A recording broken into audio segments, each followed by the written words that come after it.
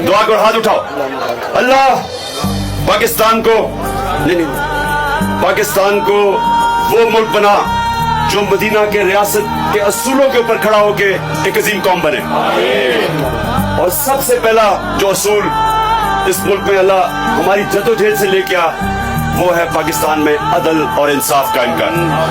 ये याद रखें कि अदल और इंसाफ इंसान को आजाद करता है। हकीकी आजादी तब आती है जिस मुल्क में इंसाफ होता है। और तीसरी चीज, अल्लाह पाकिस्तान को वो मुल्क बना जो कोई भी पाकिस्तानी भूखा ना सोए। और जो चौथे मेरी दुआ है सबसे ज्यादा, और यहाँ स्वाबी से इधर से खास तौर पे पेशावर से पटाग्राम से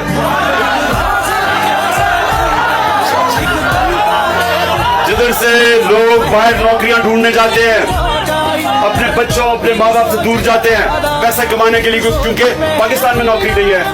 दुआ करें कि अल्लाह हमारे मुल्क को इतना खुशहाल पाकिस्तान बना कि बाहर से लोग पाकिस्तान में नौकरियां ढूंढने आया करें। आमीन। हाँ, सब ने ईद मेरे साथ करनी है।